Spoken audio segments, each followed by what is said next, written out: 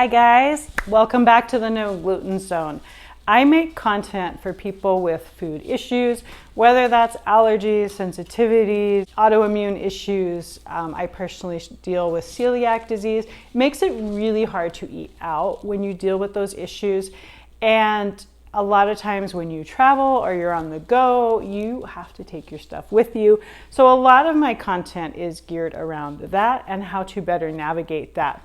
So I recently got the Maestri House Milk Frother and I love it. I use it every single morning. But I was looking for something for when I travel and how to duplicate that. And that's where I found this. I have been using my Stanley Boil and Brew French press to make coffee or coffee alternative drinks when I travel, but I just recently got an aeropress and I'm using it here at home and I plan to use that when I travel. I might do a video on the aeropress at some point. I feel like there are so many videos on the aeropress that I probably don't need to. If I see something significant that I feel like no one else has addressed, then I'll do one. But I have not seen anyone talk about this product. I found this on my own and I'm really excited about this product. I have not tried it out yet. I just opened the box and kind of glanced at the manual. So I'm gonna try it out here on camera with you guys. But this is the East Sign Milk Frother and it has 4 modes. It did say on Amazon it was a travel frother, but it has a hot stir, cold stir, slow stir, and boil water. So this will boil water and it will heat milk and or froth milk. And then the slow stir is for mixing like, a liquid with like some sort of a powder. You can use it for that too. So just glancing at it, I think it's really well made. It's very solid, it's very heavy. They warn you to never submerge it in water or wet the base. The plug is here and it's covered really nicely. Has a little cover. And then the frother unit goes inside here and there's a magnet, which the Maestri House has a magnet too. But what's really cool here is if you don't need it, it also can be stored on the bottom of the lid by a magnet. You can just have it there. So if you're boiling water, for example, and you don't need it, you can store it right here while you boil your water. So I'm gonna get this plugged in and I'm gonna try it out. I probably will not try the slow stir because I'm not really planning to use it that way at all. But I do wanna try boiling water. I do travel with a little tea kettle. It's a collapsible silicone one. I was planning to do a review on that at some point. We've been using it for quite a while when we travel and it is good, but I will try out boiling water in here and see how it goes. And then the amount of milk to froth is pretty small. So I will probably just heat my milk and not actually froth it when I'm traveling. Otherwise I'd have to like froth it probably in 2 batches, which I could, but I'm okay as long as the milk is heated. So just knowing myself, that's probably what I will do. But I will try out heating milk, frothing milk, and boiling water in this. So I'm gonna try boiling the water first. So we're gonna hook the cord. It is a 3-prong plug, so I will probably make sure I throw in my travel bag an adapter in case I'm somewhere that doesn't take 3-prong plugs. Just a tip in case you are getting one of these and taking it. So it beeped, I plugged it in. So on the side here, it says hot stir, cold stir, slow stir, and boil water. And I think you just push this power button until you get the one you want. So I'm gonna go to boil water. It's a little bit hard to read the lines inside. They are there.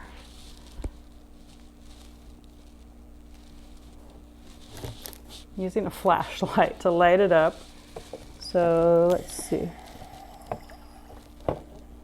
This is the water maximum line. I have it on. I'm gonna put the lid. And it does warn you that when you want it to boil water, you need to leave this flipped open. Okay, I'm gonna start a stopwatch and see how long it takes to boil this water. It says for boiling water to put no more than 300 milliliters of water. It says it will make a sound when it's done. I do hear noise. I hear like, you know, like if it was on the stove and it's heating, it's not boiling yet, but that kind of pressure noise it makes as it's getting there. I do hear that right now.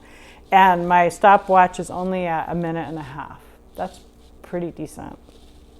2.5 minutes, and it's getting a little bit louder. I can feel heat, not extreme heat, but I do feel a little warmth when I touch it. I don't feel heat, like steam coming out yet. We're at 4 minutes. It's not done yet. I feel warmth when I touch it. I still don't feel steam coming out the top, but I'm hearing the sound of water getting ready to boil. 4.5 minutes, it's beeping that it's done, and I hear boiling. Ooh, I feel the steam now. Okay, so it turned itself off, which is a nice added bonus. I'm gonna unplug it and open it very carefully.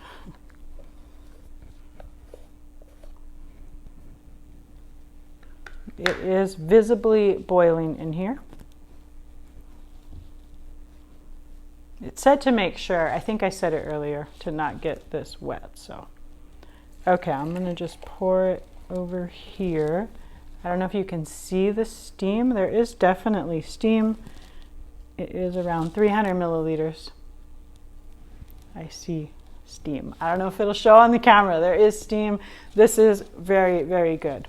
Okay, I'm gonna put my frother in. I'm gonna froth milk now without burning myself.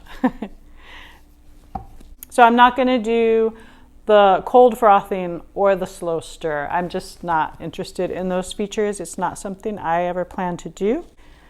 But it says for heating and frothing milk which is suitable for lattes, you install the whisk and put in not less than 100 milliliters, but not more than 150 milliliters of whole milk. Connect it to the power and choose the hot froth mode. It says here it will take around 2 minutes for 110 volts or 2 minutes for 240 volts. So it sounds like it's 2 minutes no matter where you are. I don't know. Okay, let me reset my stopwatch. I'm gonna time it. It's hard to see the lines inside, so I'm gonna measure the milk in here. There we go. 150 milliliters of whole milk.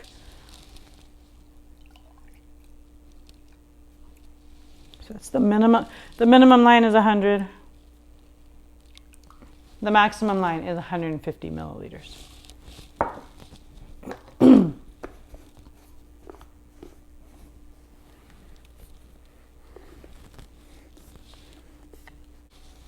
It's not clear to me if I'm supposed to have the lid on or not during this. In the picture, it looks like they have it off. And the final step says to close the lid and hold the cup firmly, disconnect the power cable, then open the lid and enjoy. So step 1 is install the whisk and add your milk. Step 2 is connect to power and switch it on and select your mode. Step 3 is that it takes 2 minutes and it will make a sound when it's done. And then step 4 is close the lid, hold it firmly, disconnect the power cable, and open it. So I am not really clear on whether the lid should be on or off. I'm going to try it with it on.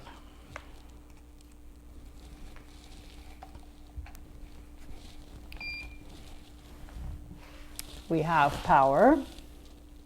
Turn it on, and I'm going to select hot stir.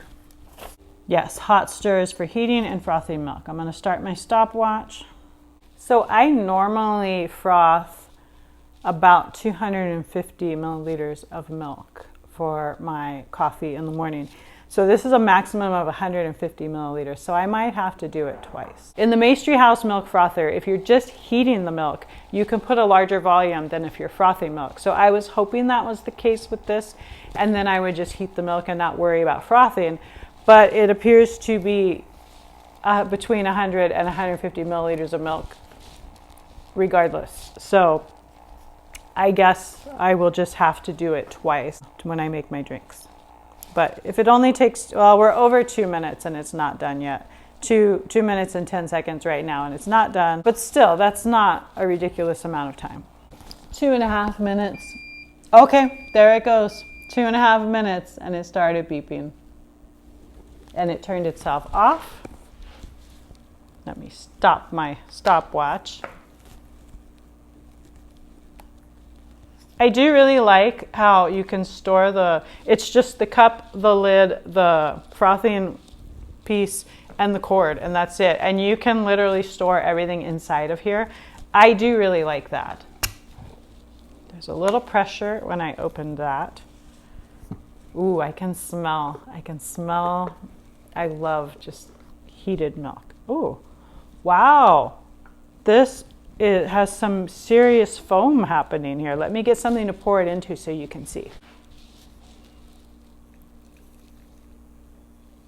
I don't know if you can see the texture of that. That's actually very nice. It's not as frothy as the Maestri House, but I will say the Maestri House is kind of like major froth. But this is really, really nice. I don't know if you can see the bubbles. So I am super impressed. The only downside is I would like it bigger. I do a larger amount of milk, but I think that's just me. I don't think most people use as much milk as I do. But I think that's really impressive for this. And I think it's just so well made. And there's just so many little details, like storing the frother in the lid, the cover for the plug. A lot of small details that they didn't have to do. And I feel like they put a lot into this. So I am really impressed. I'm really excited for my next trip when we travel to take my aeropress and this. And I'm so excited. This is like the next best thing to my Maestri House. That's really cool. So I give this a big thumbs up. I will put a link down below to this on Amazon, and I really do recommend it. I think it's really great. So I was a little skeptical. I was thinking I'm probably going to end up returning this, but no, I will definitely keep this. Again, the East Sign Milk Frother. Very awesome.